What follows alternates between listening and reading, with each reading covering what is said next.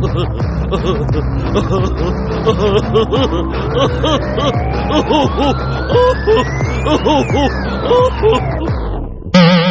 welcome to Carnival of Randomness on Get Mad Radio, and you can catch a repeat of this on Thursdays at 11 a.m., and you know you'll want to. I'm still slightly angry, though. I'm not quite mad yet. We're all mad here. And there's a saying, and I wish I could remember who said this, but somebody said, I realized Hal Blaine was 5 of my favorite drummers. And Absolutely. I think that we have the same can be applied to Greg, who's in like 1,000 bands. Well, thank you. Well, the thing with Hal Blaine, just real quick, I'm sure Billy, one of our guests here, Billy Goodness. Don't give away a surprise. Oh, stop. They're going to find out eventually. We didn't even realize what we were listening to when we were learning drums. We're listening to this guy's stuff, and we're just picking it up and learning it and copying it. Next thing you know, hey, it's Hal Blaine. Oh, you know what? We can talk about that in a minute a little bit, but I'm very thrilled. When you have guests that start right off making drummer jokes, you're like, yeah, this is pretty awesome. So we have Billy Goodness here, and we have Ron D'Angelo. Hi guys. Hey. That's actually a good point. I was just reading a book about, it's called Strange Scenes Inside the Canyon, about Laurel Canyon, and you realize, and there's a Hal Blaine quote about there, I don't want to break your hearts, but a lot of the bands you saw in the 60s and early 70s, they didn't play on the records. Right. And you learn about this a lot, about how a lot of these, and again, you're trying to sell records, and a lot of it's manufactured. And that's why when sometimes if they went out touring, they's like, huh? These aren't the same. These guys aren't that good. No, I read that, one got me is like, I have a little sympathy for the Monkees, and I always, it's like somebody like some musicologist comes, oh, they didn't play well. You were the Crosby, Stills and Nash fan? Yeah. Stephen Stills tried out for him. That's true. You find out, I guess they won't take him because he had like his shiny with his hair and stuff. Yeah, he didn't have good TV hair like Peter Tork. Yeah. But you go through, and the one I didn't know about was the Byrds a lot, and they said they were really, really bad live in the day, and that it was like all studio musicians playing there.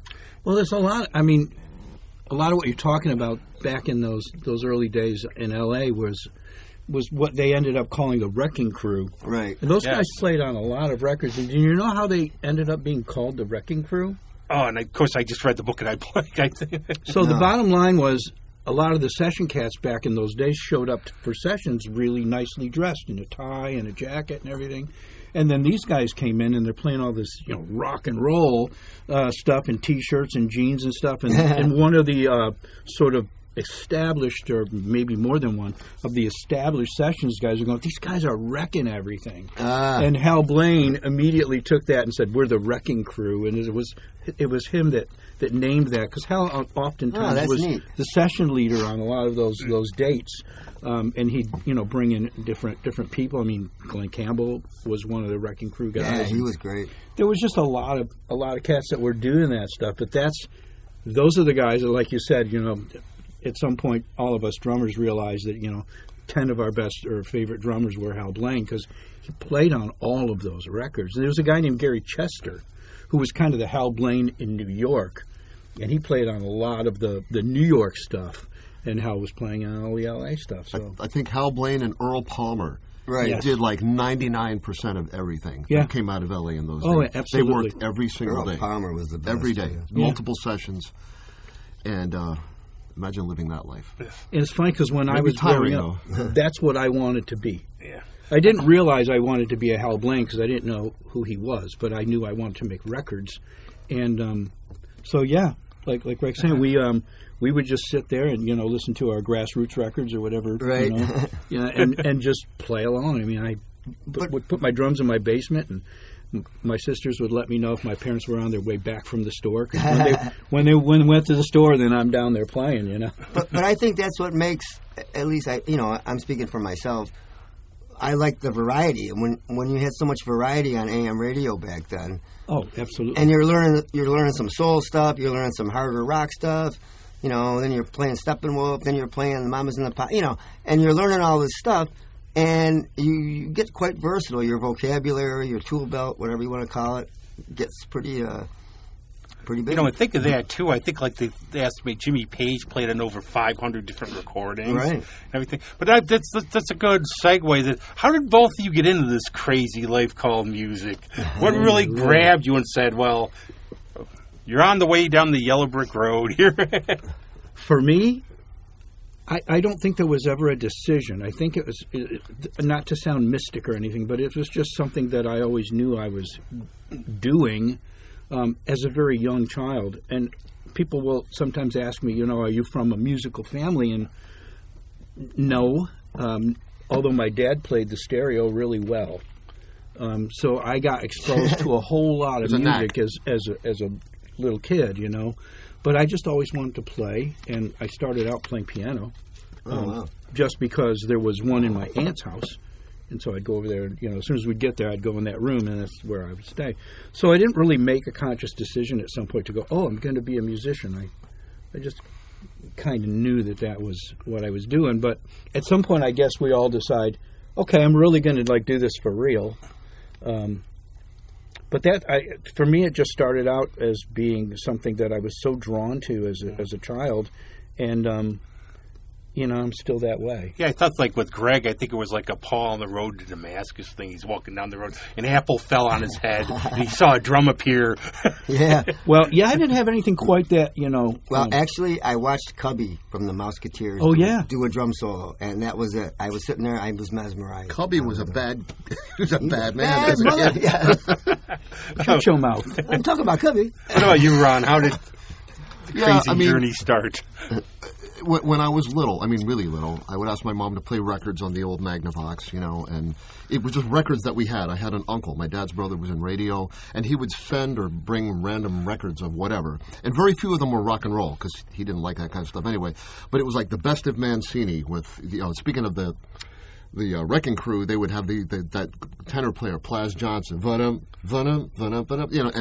all those kind of big band kind of recordings. And there was one record that I liked that was this trumpet player named Al Hirt, Jumbo. Yes. Big dude, and he could really play, and it was a record called Music to Watch Girls By. I remember that. Oh, yeah.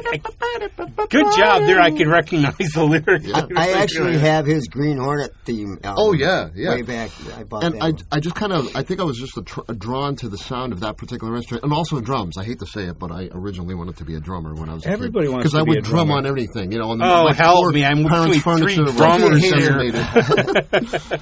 Drumming is so much fun. My IQ just went up. We all kind of grew up in a day, though, where you could turn on the TV and you could actually see people playing instruments and playing music live. Some of it might have been pre-recorded, but at least there was a guy holding a horn or playing a guitar or playing drums or whatever, playing for you, and it wasn't this invisible thing that just comes to you through the airwaves. And so, to me, and you would see these people, and to me, it was a kind of magic. I was drawn to people that could do cool things like impressionists, magicians on TV. Because they had those variety shows. Right. Oh, yeah. And you never knew who you were going to see on there, and they did things live without a net, and the guy with the spinning plates. Yeah. And so I thought, if there's one kind of magic that I could make, maybe it would be I could make a cool sound on a horn or some kind of musical instrument. And I started in high school band like anyone else, and kept going. Yeah, one of my I never favorite What drew you to trumpet? Anything particular? Or? What about it? What drew you to trumpet? Just the sound of it. The sound of it. I like the fact that I think probably through that Al Hirt record, he was able to make different kind of sounds. Right. He could be like a growl sound. Yep. He could play nice, loud, high, and clear. He could laugh with a plunger mute, whatever. You could do kind of cool things with it that other instruments to me didn't seem to have that kind of appeal. Yeah, and then you go back and listen to older music with the mutes and the wah wah wah, that kind of and the sultry sax and brass parts from all these old songs, To this day, there are only very few guys that can really play a plunger. And when I say a plunger mute on a horn, on a brass instrument, I'm talking about an actual toilet plunger, which hopefully has never been used for its intended purpose by the time you're waving it around in front of people. But there's like maybe a dozen guys in the world that really can do that justice. The way it's supposed to be done. I can picture it, though. Can you picture somebody coming out of a custodian? I need that back. I can use it. There's more than sound wafting through the air. Come on, can I see that? I saw one time, freaked me out. The Bob Shop always had these good shows, and they still have good shows where they are now. But in the atrium, there was a man called Walter Verbos, and he played on I think he's from some Scandinavian country. He played for like 50 minutes straight. You could see spittle come out of the horn. Yeah. Yeah, I mean, but like there's always a puddle even though there's so the few guys that can really do it justice, I always found it amusing that I feel like that's one thing I kind of feel like I'm just like faking it, and I go wah wah wah wah. The crowd loves it, even though I kind of to myself I don't feel like I know what I'm doing with that. There's certain kinds of music I can play well, but when I take the plunger. It doesn't matter what I do with it. People get a kick out of it, and I think I would go back on some of that about wanting to know what you do with it. Bar glasses. Yeah, one of the things that got me, and I love this one from we're talking about first seeing music on TV. But I've seen the clips of the Mamas and the Papas when they're on Ed Sullivan, and Michelle Phillips is eating a banana because she's protesting the lip syncing. Yeah, and then you think about the stuff we see nowadays, like with all the stuff on stage with some musicians. Well, I think back then a lot. It was kind of common practice. I think the band played live, but the vocals were sometimes. Taped. Yeah, I don't think you can fake hit a drum. So I always wondered what it actually sounded like on stage. There were just like string sounds and drums. Well, a couple of times I remember seeing like they'd show a back view. Sometimes they'd have like a rubber pad. They'd had the cymbals muted up.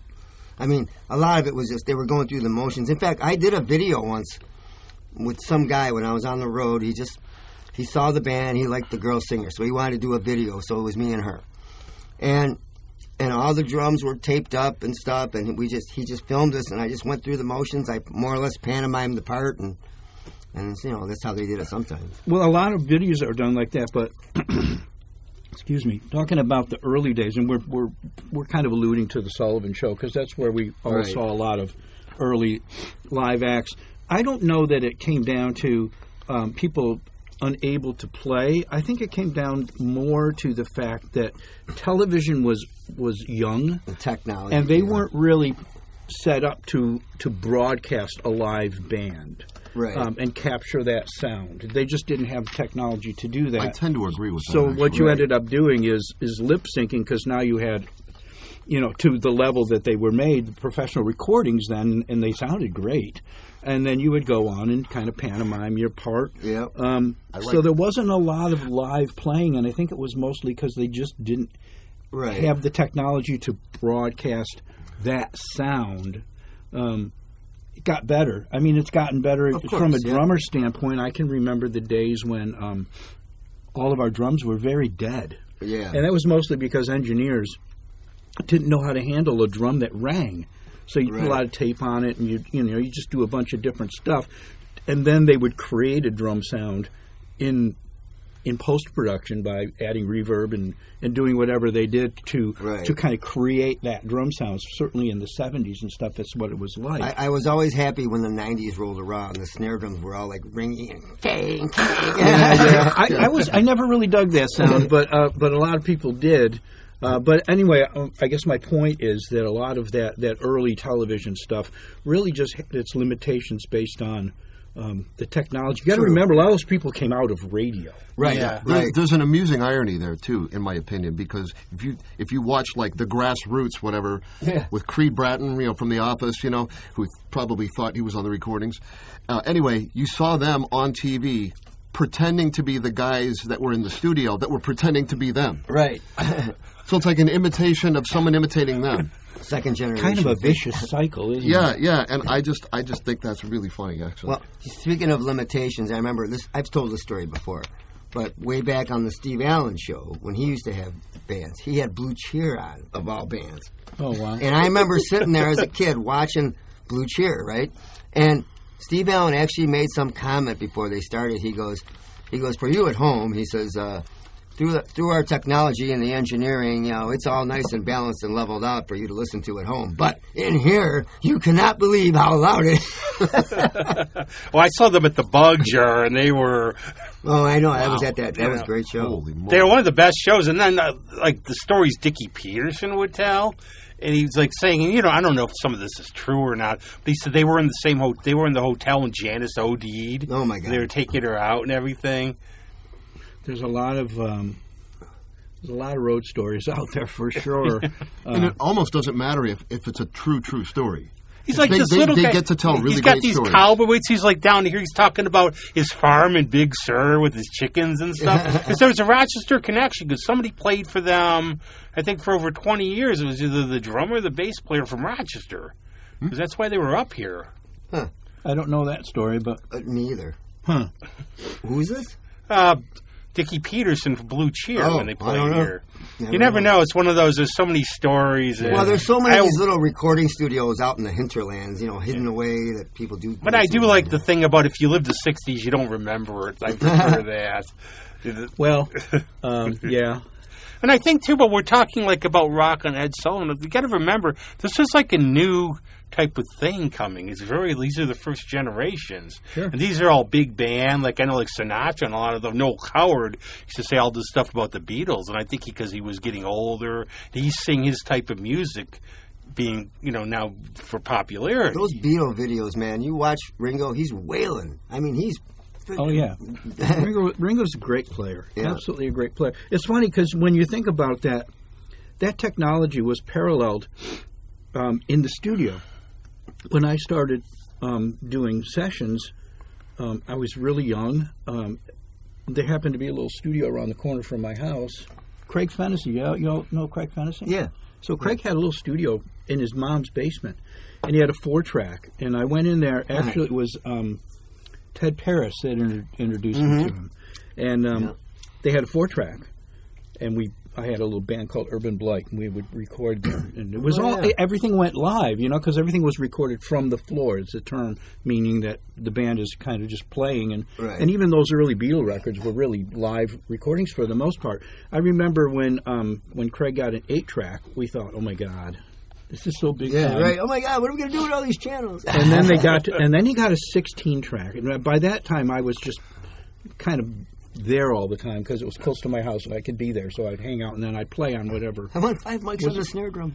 Well, I just remember the comment when he said we have 16 tracks, and I'm like, we can put like a tambourine on 1 track? I mean, what are we going to do with all these tracks? Yeah. And of course now we put a tambourine on 1 track. Maybe we might even put it on 2 tracks.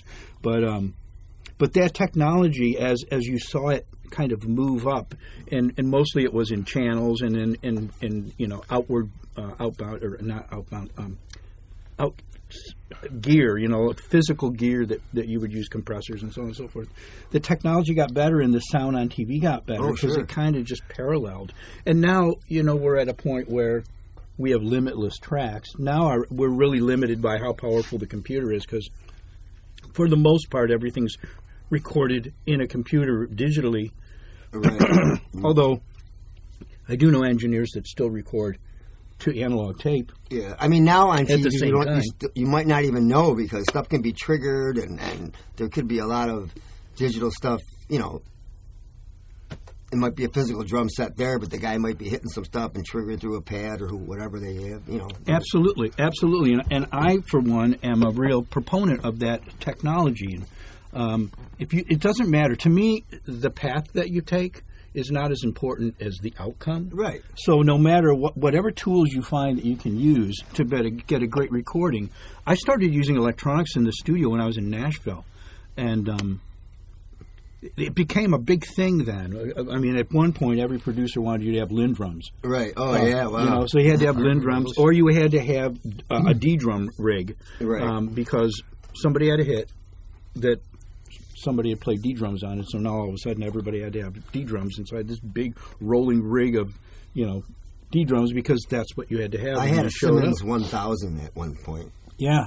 That was a nice... But it was the thing, and so today, yes, you're right. You can get all sorts of great sounds, and like I say, it doesn't matter how you get there as long as you get there. And I often would refer to people, well, that's cheating. You're using that snare sound, and that's cheating. I'm like, do you still carry a B3 around? Yeah, right. Oh no, I have it in my in my Yamaha or in my Nord or whatever. Yeah. Well, isn't that cheating? Well, no, it's got a great sound. Bingo. Yeah. It's about the sound. It's Right. about the sound. It's Yeah, still what it's difference still does you it make? playing it. I mean, you can't drag 50 snare drums into a studio. I mean, you can Well, try. you could. I used to carry like 10, and then I would always use one of the two that I used. You Always. default to, Actually, yeah. the snare drum that I used probably 90+% of the time was a Ludwig Acrolite. Yeah, those are great. I Those are still making have a that big drum. comeback. I still have that. I play that drum with Bat Sneakers. And that drum's been all over the world. I know a couple guys that they find these things, and I used to have one, and I'm mad. I think it got ripped off when I Oh was in man, LA. it's such a wonderful drum, and it's Yeah. a student drum, really. Yeah. But it sounds great, and so that's what you use. It's versatile. Like I said, the technology, it doesn't matter. I'll use whatever sounds good. I don't program drums because I'm not very good at that. I can't No, I know. I I'm can't not. think that way. I can play it, Yeah. and then somebody else can take it, and if they want to correct it or whatever, that's fine too. So, how about a little background on what got you to Nashville? Was it 80s? When Yeah, you some did it? background around how you started getting into like the scene too. The scene, whatever scene you want. Well, in my case, I played a lot of the local bands in PA where I grew up, which in that area in those days was a lot of polka bands. It would be like The Schminke Brothers. My dad was a Lawrence Welk man. all right, and it was very brass heavy, and so I got a gig. I got a summer job like after my first year in college, whatever. A summer job working at Sears or something like that, and my parents were not happy that I decided to quit that because this polka band wanted me to play gigs with them, and so they'd have to drive, and it was like very little work. It was only on weekends, but I was still making more doing that than I would a whole week at Sears, and they weren't happy with that because it's like, well, you weren't working this hard, you weren't like earning your money or something like that, but. I got used to the idea of playing different kinds of music. I did a couple of recording studios, went to a couple of recording studios, did a recording for some singer. There was a well-known lead trumpet player named of Dave Stahl, who only trumpet players know who this guy is, but he played for Buddy Rich, Count Basie, Woody Herman, all these guys, and he was a local Pennsylvania guy, at least where he was from, and he had a very good big band, and he had been at my high school to play a concert with us, and he said, I'd like you to start playing in my band, which I was very flattered by, because I was going to be the youngest one by many years. And, But I can't quit my job at Sears. no, it wasn't. That was not the conflict there, but it was just more exposure to I played one gig with them before I had to go off to college and kind of put that on the back burner. And the guy that played next to me was a guy named Danny Kahn, who had played on the Maynard Ferguson Live at Jimmy's album. These are guys whose names I had read on albums, Right. and in the sax section, there were. I mean, these are heavy guys because they weren't his regulars. They just came in to play this big gig at Lehigh University, and I was kind of smitten with that whole idea. I was like, hey, maybe I can eventually hang with these guys. He's this guy. The band leader's already trusted me to play with him, so I ended up going to Berkeley and. Got immersed in all kinds of playing. Was lucky enough to get called to play a lot of student recitals, all kinds of Brecker Brothers stuff, rock recitals, believe it or not, because they needed horns for Michael Jackson tunes or whatever. The Singers Showcase, the big concerts that they would have every semester. Wow. And even though I ended up doing something else for a living, which is audiology, if I did anything smart, I just kept playing, and a lot of bands keep calling me for things, and as long as I'm available, I'll be there, including people like Billy here. Yeah, you guys are doing well. We got to get to Billy's thing. Yeah. Here. What do you wanna know? I was just asking, your route to Oh, my Nashville. Nashville route. Yeah. Oh, Yeah. well, it was kind of convoluted in a way. I was playing in Rochester, obviously, and anyway, long story short, I had an aunt and uncle that had a place in Nashville that they were not going to be in over the summer, I think it was. Anyway, they said you could go down there. I really wanted to check out Nashville, Oh, so I went down. That's a great way to do it. Yeah, so I went down there for a weekend. This is kind of one of those you can't plan it Right. to make it work that way. So anyway, I went down there for a weekend. I was a big fan of Modern Drummer magazine and stuff, and of course we all know about Dog Percussion, and I wanted to go to Dog Percussion. So I went to Dog Percussion on a Saturday, I think it was, and was talking to Debbie, who ran the place, and so that's Larry London's wife. Oh. Debbie Gallant. Larry's actual last name is Gallant. Oh, okay. And she said, "Oh, Larry's going to want to talk with you." And I thought, why would Larry want to talk to me? This is one of my heroes. Right. So Larry came in, and we ended up talking for a couple of hours. He was a super nice guy. He ended up being a very big champion of mine. But the story I'll tell you is kind of funny, at least to me. He said, after we were talking for a while, I said, Billy, you probably just need to move here and then, get a job or something and hang out. And I said, well, I have my demo tape with me. And he said, yeah, nobody's going to listen to your demo tape. So just, go to the musician union and hang out, and you'll meet people there, but you got to move here first, and that'll happen. I'm like, okay. So I left, and the next day I went to the musician union, and because I was leaving later that day, and there was a band in there auditioning keyboard players, a group called Dave and Sugar, who had a bunch of hits in the 70s and early 80s. And so I was talking with them a little bit as they were taking breaks and auditioning people. And I was just hanging out, probably making a pest of myself.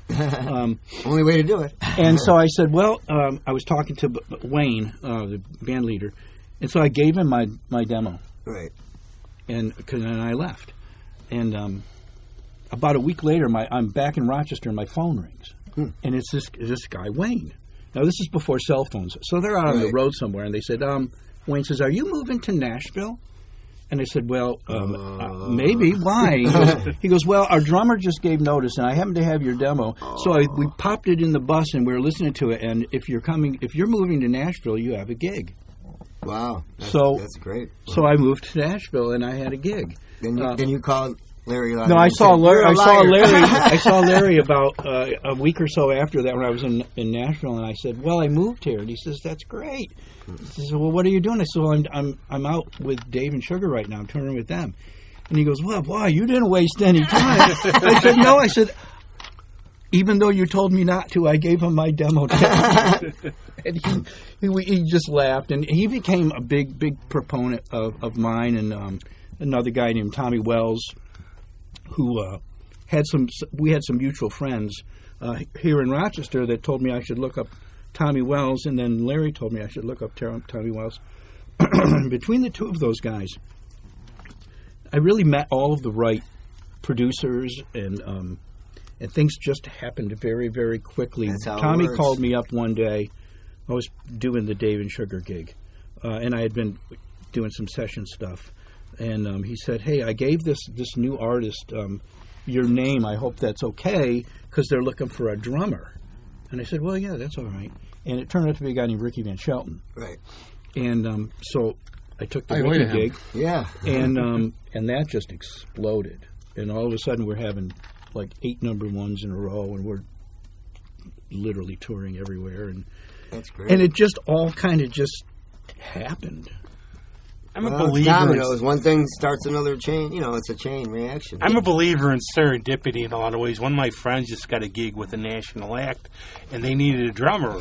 Why do I keep going back to drummers? Anyways, but the way they found him, it was just a fluke. He does these name these tunes on YouTube on his channel.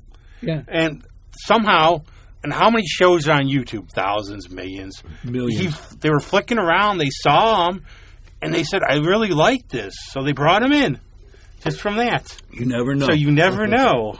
You never know how it's going to happen. I will say,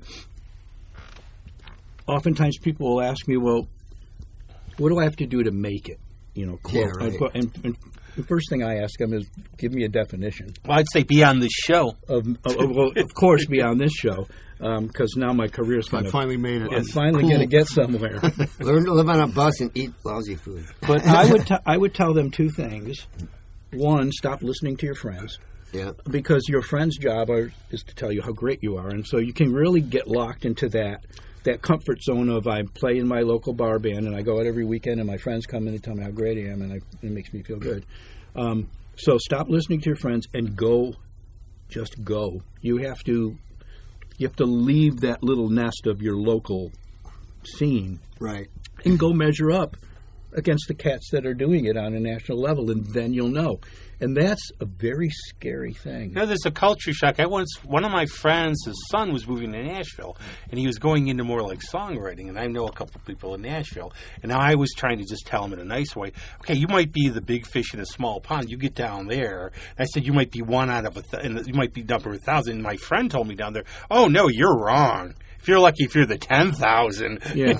Well, and it's funny you mention that, because the songwriters, that's like a separate industry in Nashville.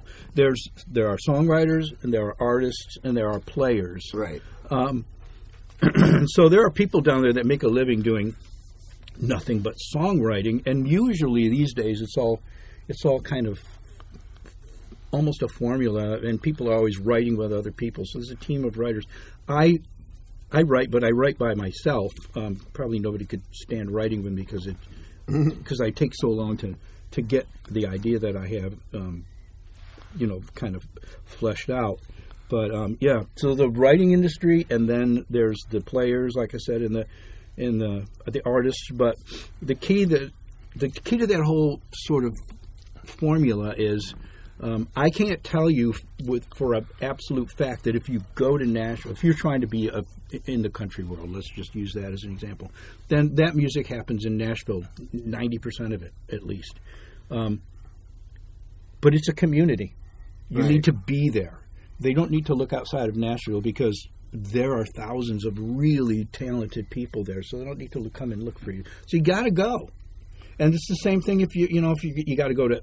In my day, you either went to L.A., New York, and Nashville. Those are the music hubs. Three meccas. Yeah. And so you have to just pack yourself up and go do it. Greg, we have to move the studio down there. Well, I did. I moved to L.A. for a while because I had a band in San Diego, and it was quite the eye-opener. It was good, though. I had some fun.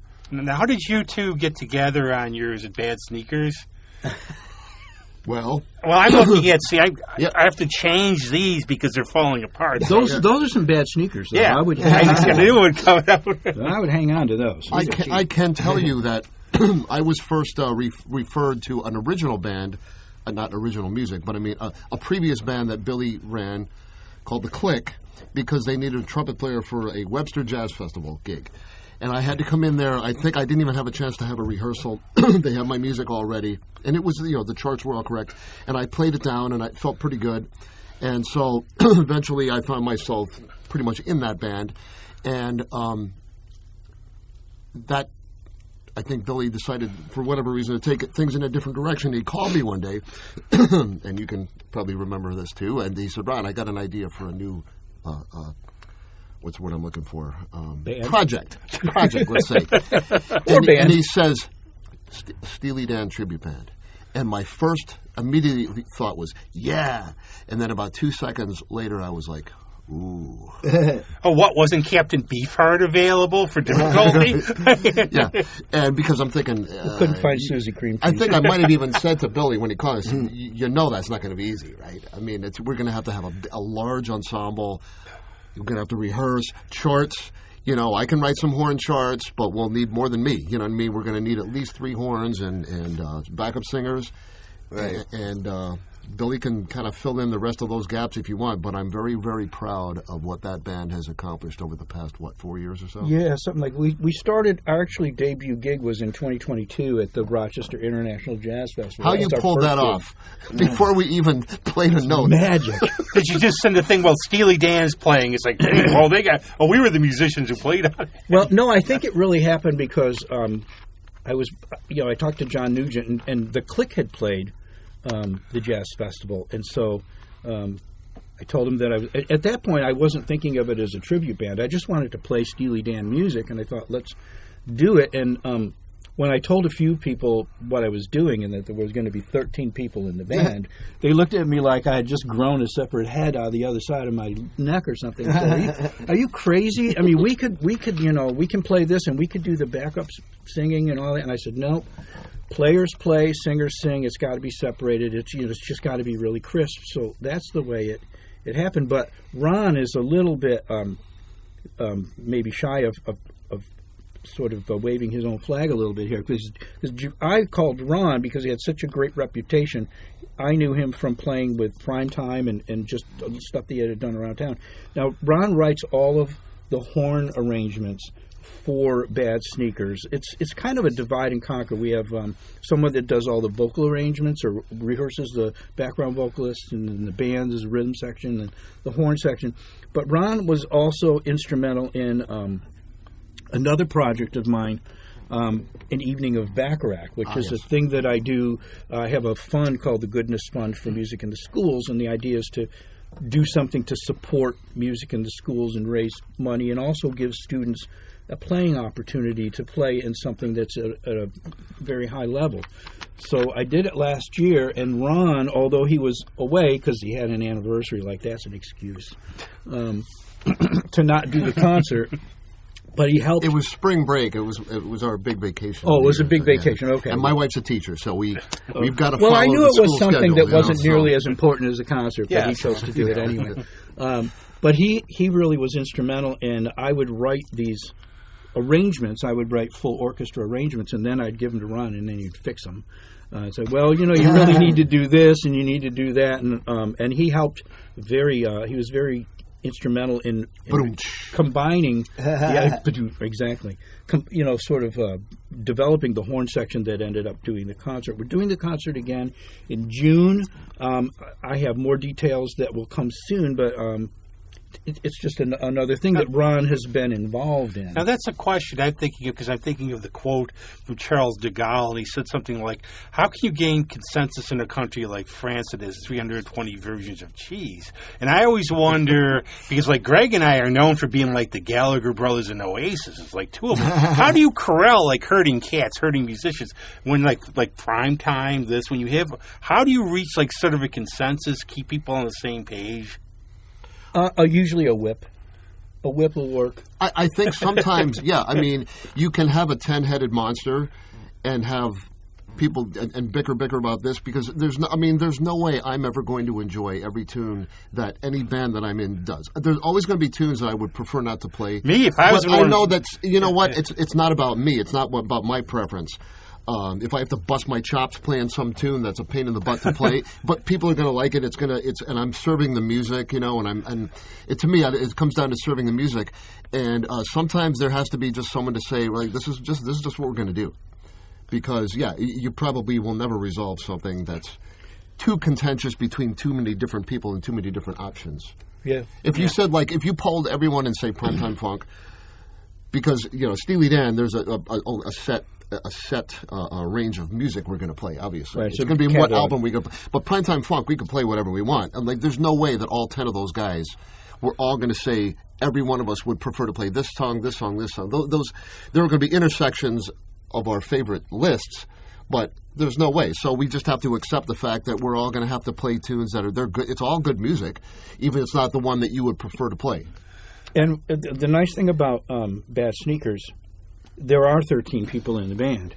Everybody in the band is really stellar players, and for all of us that have been in bands that will be surprised by this, there's never been a single argument in Bad Sneakers with 13 players. Wow. Everybody really digs the music. Right. I was going to say, you got people that are playing.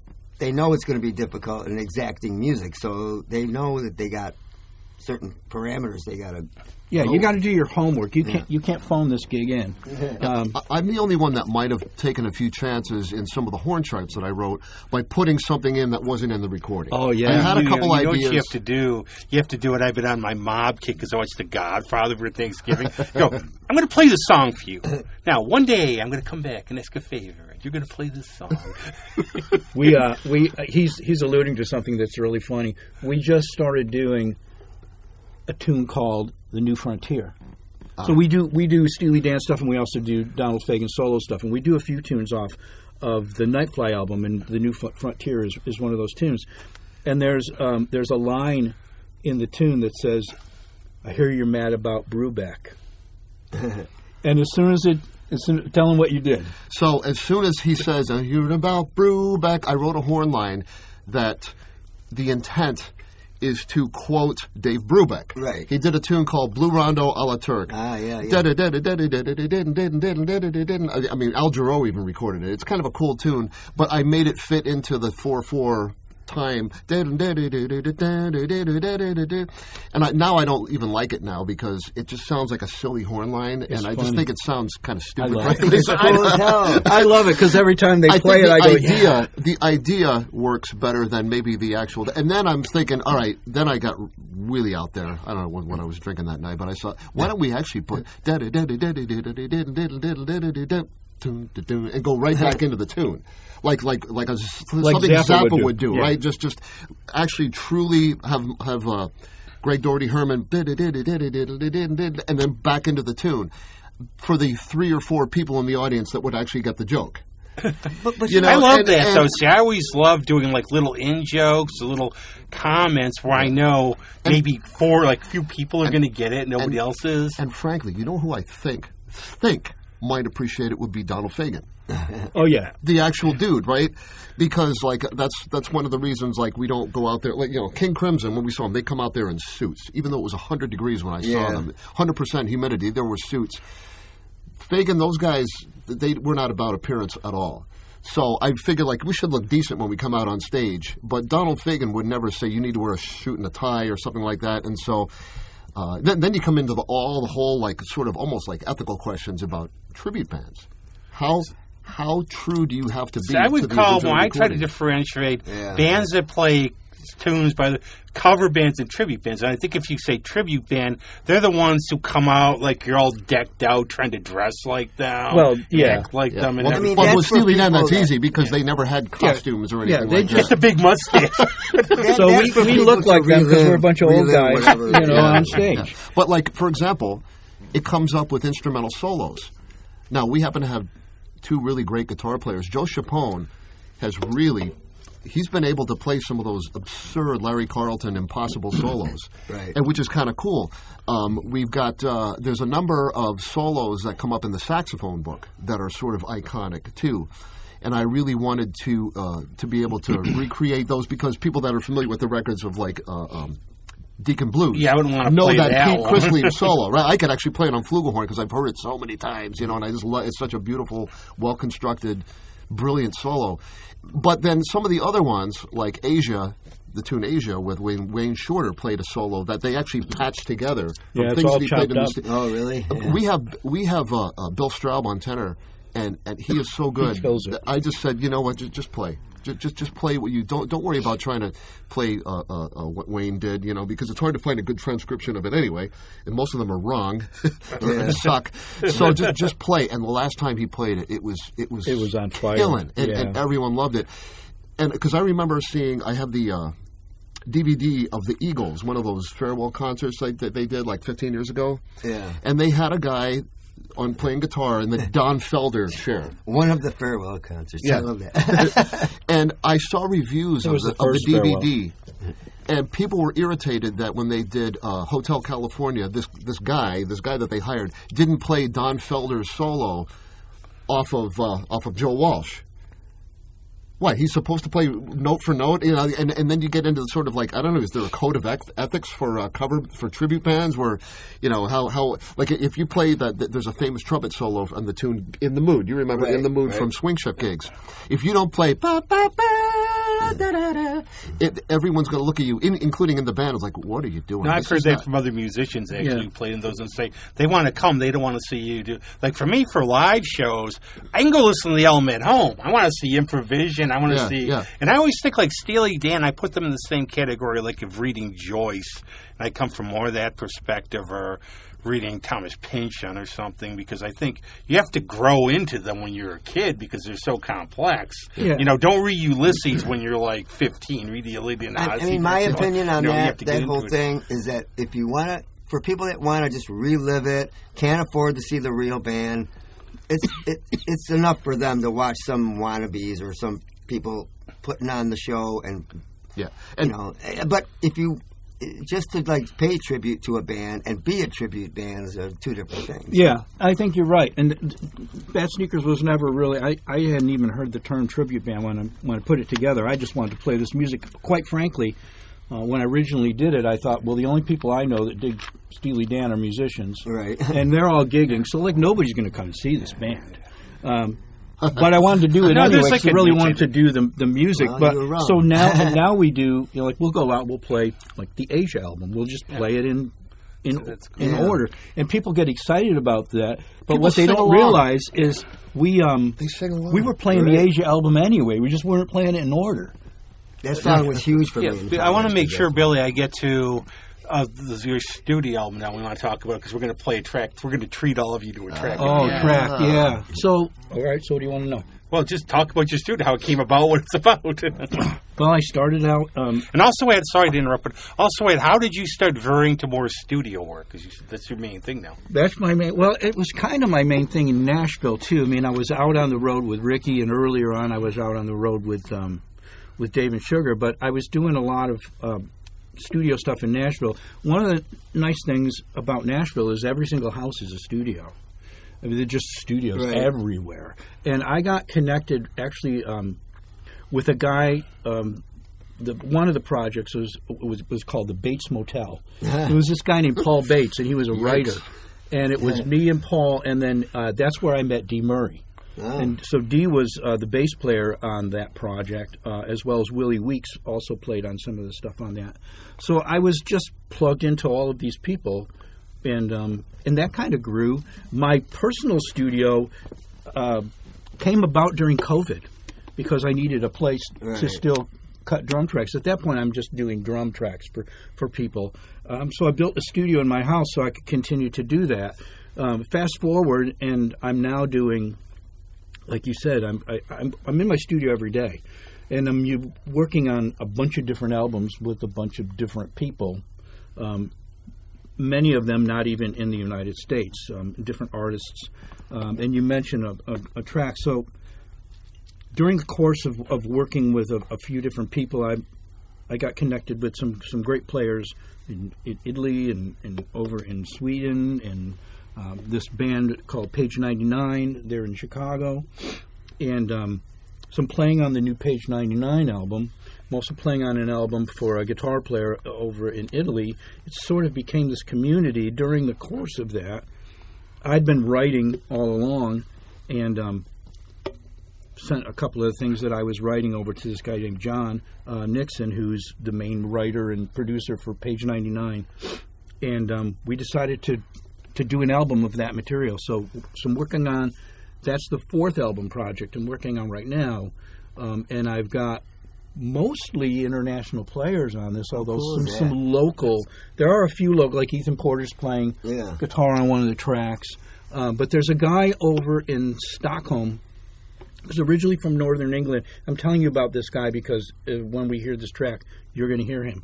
A guy named Quint Starkey, who I discovered by accident when Spotify decided to play me something it thought I would like, and it was right. Because this guy is great. I still use that still. I don't know. I still use it. I love the fact that they introduced me to different music. That's where I discovered Page 99 as well. And John, the guy from Page 99, is co-producing this album with me. You may like this, or your computer will shut down. That's right. You will like this, or we will not let you listen to any more music. But anyway, so I connected with Clint. I started working with him. I played on the first single off his new album. And then we had this song that I had written. It's a tune called 2 Tickets to Yesterday, because somebody had already written 2 Tickets to Paradise. So I had to go somewhere else. So I went to Yesterday. And sent it to Quint. He sang on it. He played guitar on it. And so that's one of the things I do. But, I love the studio. To me, it's like a great big toy, Swingle-Singer's piece. Speaking of difficult, it's the one thing that I find now that I have worked with this music for a year or so with Billy is that Burt Bacharach's music is a lot more complex than you think it is. That's right. When you start actually getting into it and starting to say, okay, now we have to create parts for people to play, because what sounds very natural and organic music and kind of beautiful, some of it, it's got time changes, it's got unusual rhythms that just sound natural, but you don't, like Frank Zappa's music is like gratuitously difficult just for the sake of it, because he didn't like anything too pedestrian, I think. But somehow Burt Bacharach was able to write music that sounds simple until you try to play it. It's very complex. And try to That's write it out. genius of it, though. It's like Brian Wilson, like trying to do some of these. It's the same like, idea. Don't worry, baby. Oh, it's easy. No, you're playing over. Right. When you look at Burt's music, it's almost like time signatures are a suggestion or an idea, but they don't necessarily hang in there for all that long. They just change, and it really doesn't matter. It's like whatever needs to change. Oh. Time's up. Oh, we're getting the time is up. Way over. We'll have to edit it. Well, Doesn't have to be edited. Well, yeah, a little bit, but I'm not surprised. such a thing. We could give the gift to Gab. You guys have been great. What's coming up for you, Ron? I got a couple things coming up. Actually, I have a pretty interesting month. I'm playing with... well, actually, for next year. for next year, what's coming up? I don't know what's going on. I don't even know what's going on. No. We have a Bad Sneakers gig Got some bad Oh, sneakers cool. too, and then I gotta get my eye fixed. I have a cataract over here, so I'm not allowed to play any trumpet for a whole week after that. I will leave with, you guys have been great being on. You even blew up our drummer. And I always say the right thing is always go, you know what you like, check out what you don't like. You might like it. That's right. the beauty of music. Absolutely. That's how I grew up. But thanks a lot for being on. We'll play your song. Pleasure. Yeah.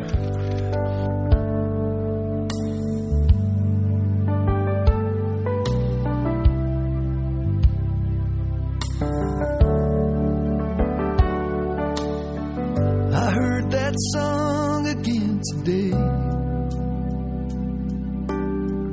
the one that takes the time away, makes the distance not so far.